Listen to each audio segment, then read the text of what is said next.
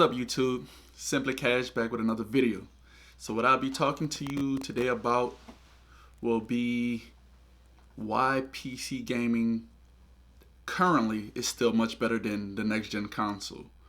And I know a lot of people like to say for the price point, if you're buying a PC, you're already at a different level when it comes to price point, because we're talking about graphics cards that by itself, which cost more than the next gen console. So money aside, why PC right now is far superior than gaming consoles of the next gen future. And I'm also going to state why the Xbox Series X is better than or stronger than the PlayStation 5.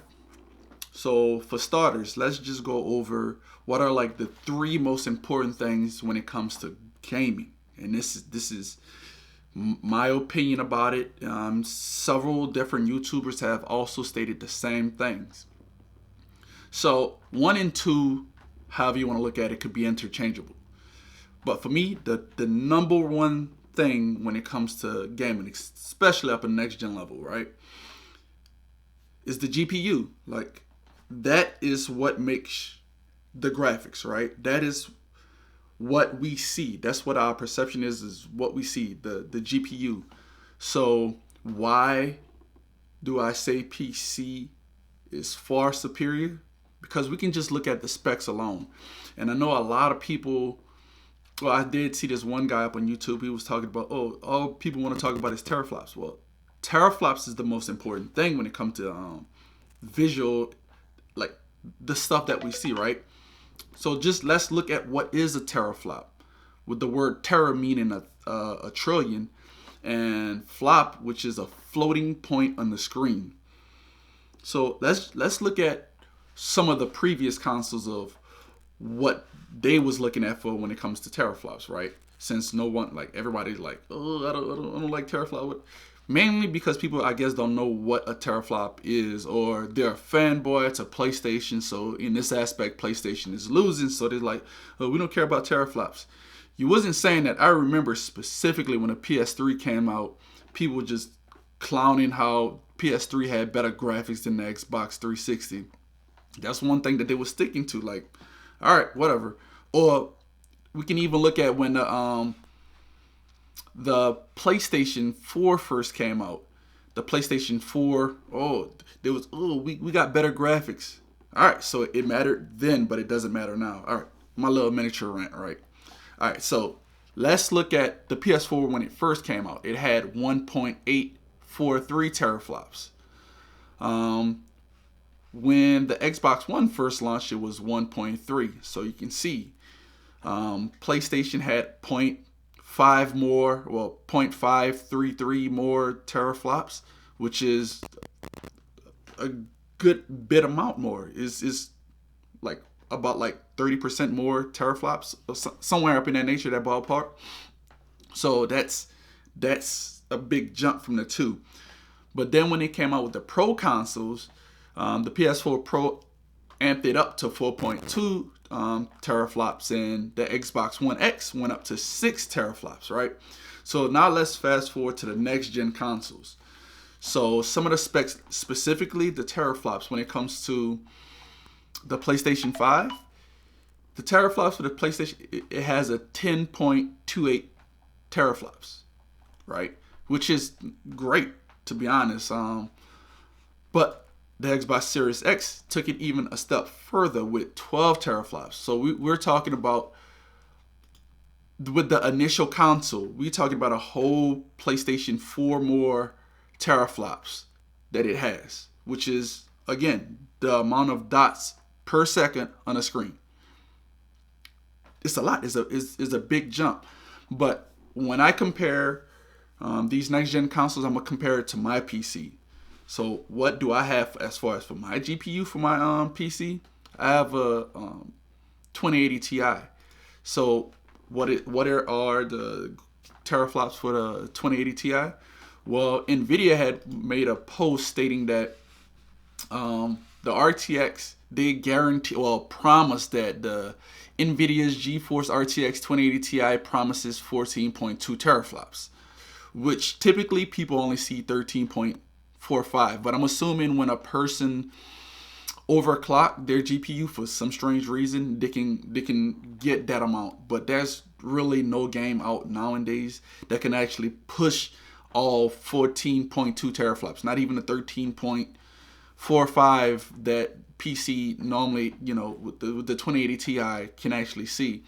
So that's as big of a jump from the PlayStation 5 to the Xbox Series X that we are seeing from the current graphics cards. I mean, there's one other graphics card that's better than the 2080 Ti, and that's the Titan. And we're talking about a $2,500 GPU, right? We're talking about a $2,500 gaming card, which is a lot, and you don't really see much improvement from the 2080 Ti to the Titan. So another aspect that people are talking about when it comes to the GPUs with between those two, specifically the PS5 and the Xbox Series X. So the PS5 has 36 compute units running at 2.23 gigahertz, right? Which is, again, that's impressive.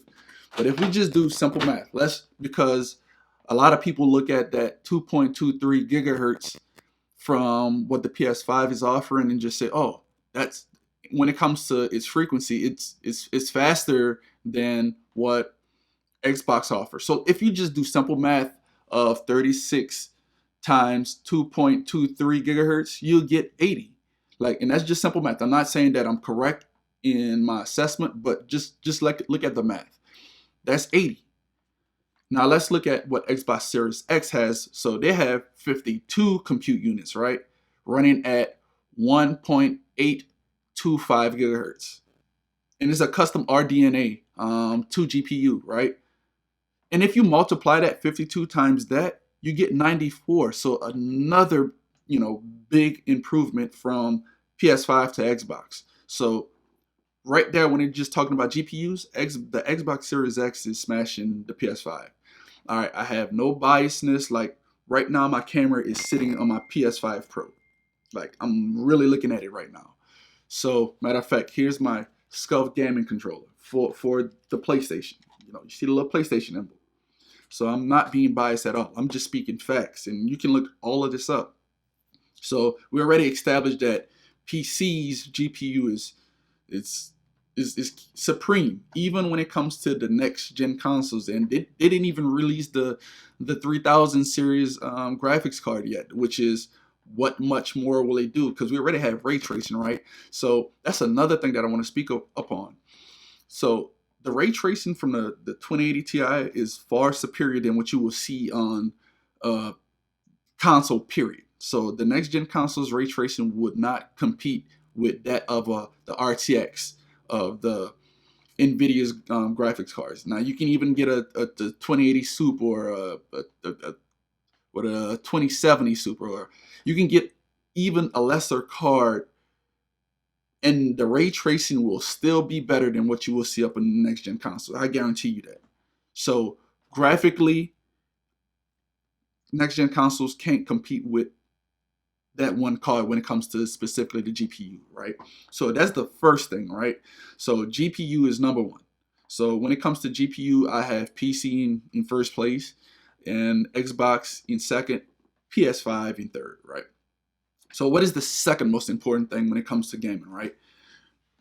Your CPU, which, like I said, a lot of people could interchange between the GPU or CPU, but that's just my preference. I want great graphics. I can sacrifice a little up on the CPU, because up on my computer I went with the Intel i7. The 10th gen, so it's like the 10700K series. So you can look at a lot of tests when it comes to straight gaming.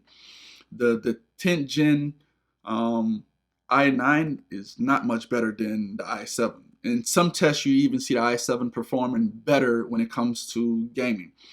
When it comes to 4K, i9 it has a slight advantage, of course, because you have a couple of more cores when it comes to the i9 vice the i7, but still i7 is the 10 gen is still superior when it comes to CPUs in comparison to what we have up on the next gen console. So my CPU can go up to what 5.1 gigahertz, which I will because I'm overclocking it and it's liquid cooled.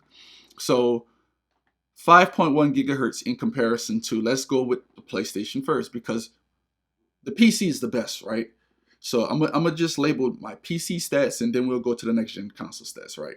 So let's look at what the CPU is in the PS5. So you have a AMD Zen 2 base CPU with 8 cores at 3.5 gigahertz. Right, 3.5 gigahertz, which is no slouch because I want to say the base speed of my Intel is what 3.8 or it's 3.7 or 3.8, one of the two. But of course, I have it for gaming, so of course I'm gonna overclock it. Something you can't do with next gen consoles. So that one speed, that variable speed that they do give you, that's it. That's all you have. That 3.5 gigahertz that you have with this PS5, that's it. I'm beating it by what? 1.6 gigahertz. So I have almost 50% of its gigahertz, like, more. I have 50% more gigahertz than what a PS5 has. So let's look at what the Xbox Series X has. So the CPU for the Xbox Series X is a 8X core, well, 8 cores at 3.8 gigahertz. And it says 3.66 gigahertz with SMT enabled. So it's a custom Zen 2 CPU. So even with that SMT, it's still higher than what the PS5 is offering. So let's just look at the base 3.8 because PS5 didn't say anything about SMT, right? So let's just look at the base 3.8.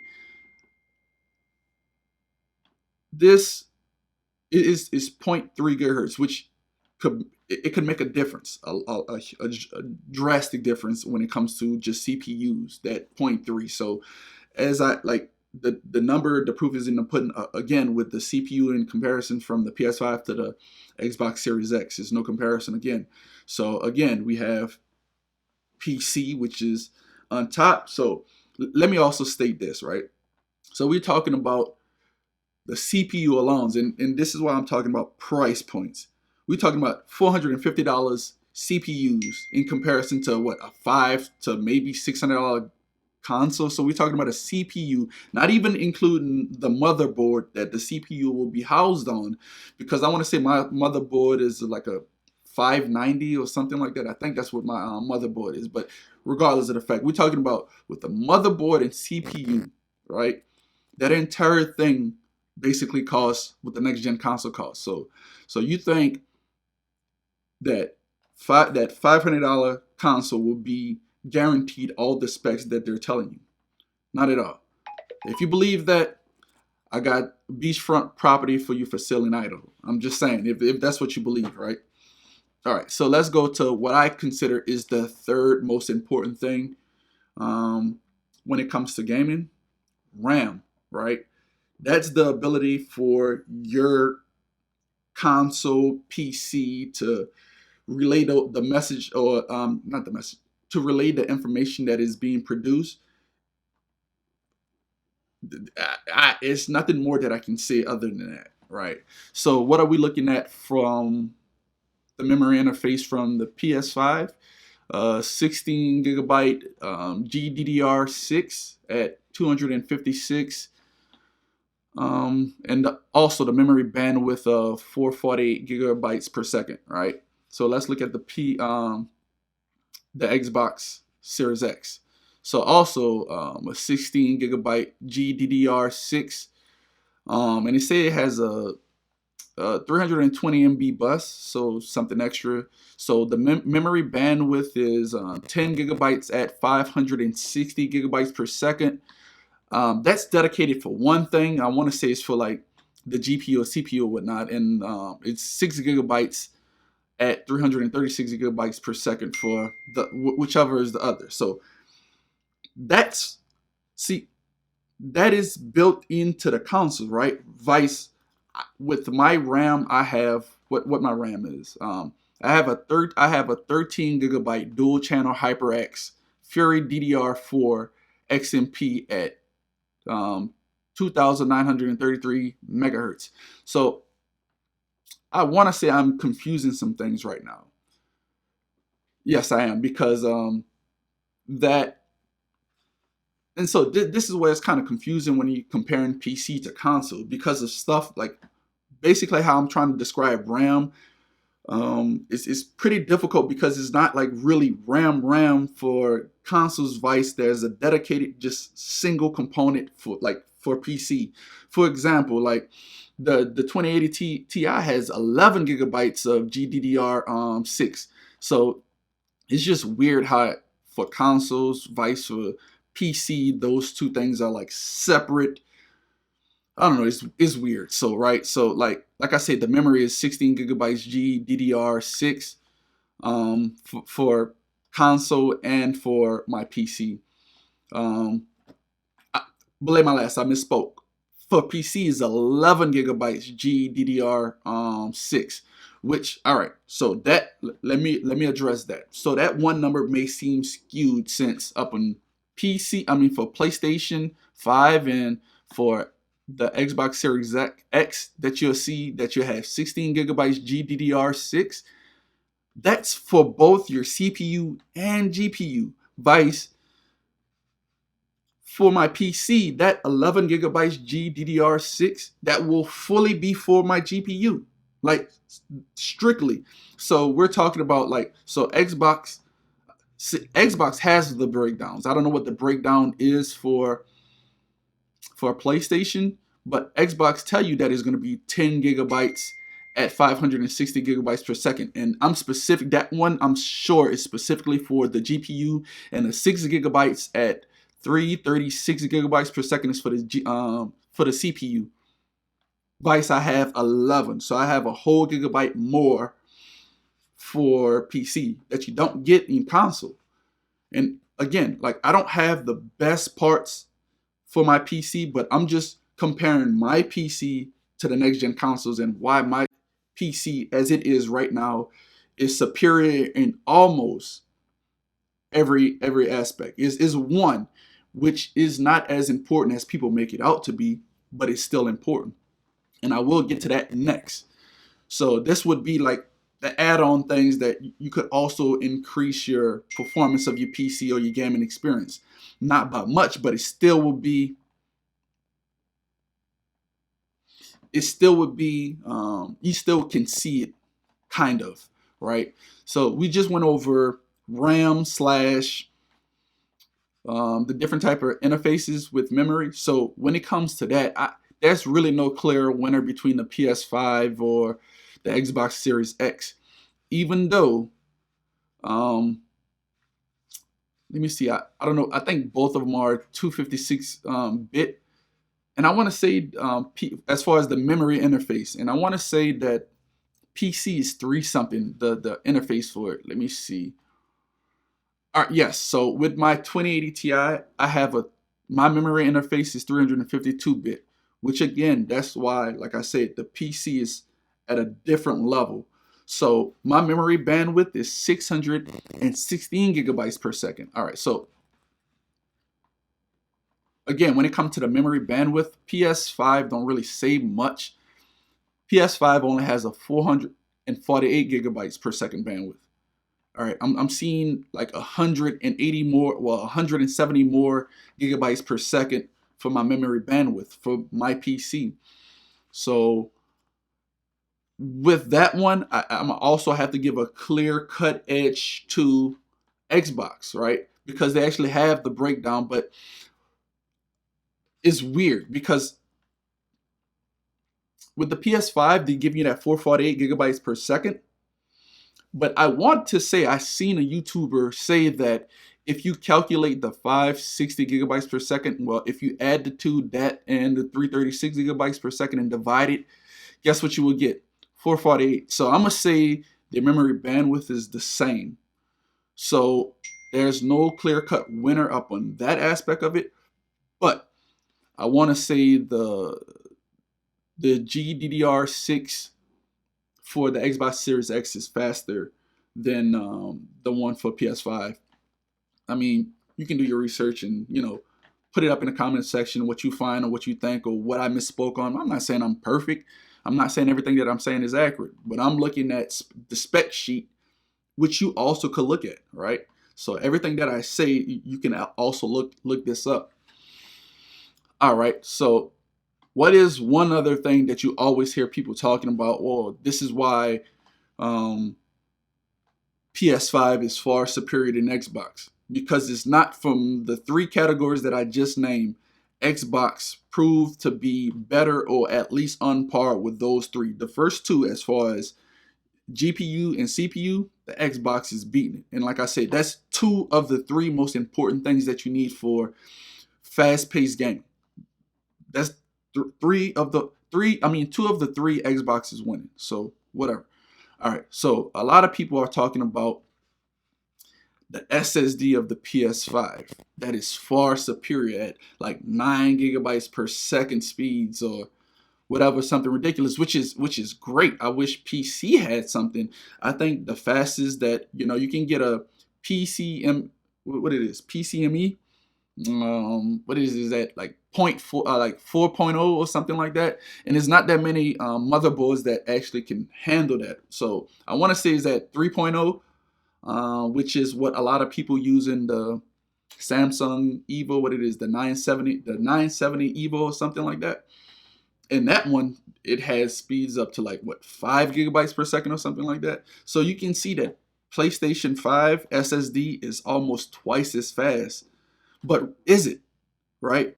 So I'm gonna put a video up right here from Linus Tech Tips, and he's gonna show you that in real life speed, like you're gonna have a SATA, you're gonna have the NVMe, and you're gonna have a different SSD. And, you know, quote unquote, how much faster these SSDs really are compared to what their spec sheet, their benchmark, they might be blazing fast, but how much faster is it really? And you're gonna see that like the SATA is like the old like gen, like, and you see the read-write speeds for, let's just say Crucial makes an SSD that you can get for like right now like a 2 terabyte for like $250, right? And their read-write speeds is like 550, 520 read-write, right?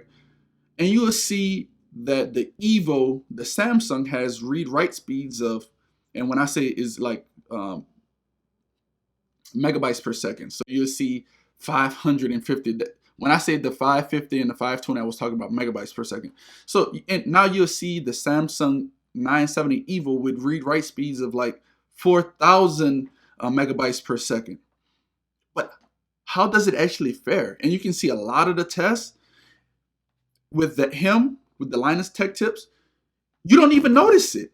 And then I will specifically show you, like I'm gonna put another video right here, which is gonna be recommended, that you actually can see a Samsung 960 Evo versus the 860 Evo SSD, which is the 860 is a SATA, and the 960 is the PCI. So you can see with the M.2 PCI or something like that. So you can see the differences between, it's not drastic.